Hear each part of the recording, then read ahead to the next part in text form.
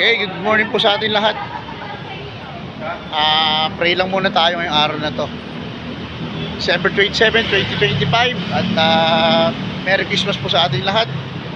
Alert duty po tayo ngayon, araw ng Sabado, and advance Happy New Year. 4 na basic prayer lamang po na pwede nating gawin sa araw na to. Una-una, sorry Lord. Bakit sorry Lord? Humingi tayo ng tawad sa mga nagawa nating pagkakasala. Mga lihiman o hayag, mga nasabi, nagawa o hindi nagawa. Hihingi natin ito ng tawad. Bakit?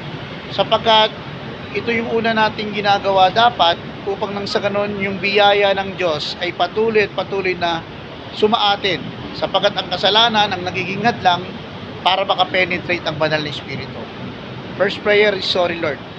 Second prayer is, thank you Lord. Bakit? Magpasalamat tayo.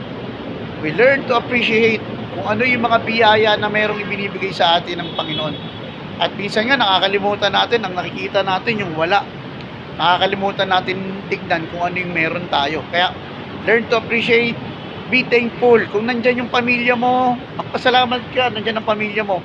Kung meron kang motor, magpasalamat ka. Kung nandyan yung trabaho mo, magpasalamat ka. Magpasalamat tayo sa dinami-dami ng biyayang ipinagkakalob sa atin. Kung wala kang sakit, walang sakit sa pamilya mo, magpasalamat ka. Be thankful. Sorry Lord. Thank you Lord. Then what's the third?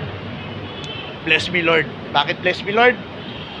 Ang Diyos natin ay mayaman na Diyos. Humiling ka. Sabi nga, kumatok ka at ikay pagpubuksan, humigat kay pagbibigyan, manap ka at ikay makakasumpong. Humingi ka at bibigyan ka. Bakit kailangan mong humingi? Upang nang sa ganon, pag pinagpala ka ng Diyos, maging pagpapala ka sa ibang tao. Sabi nga, sa 2 Chronica 7:14,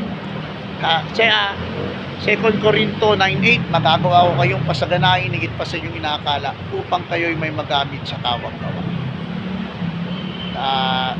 Sorry Lord, thank you Lord, bless me Lord, and what's the last?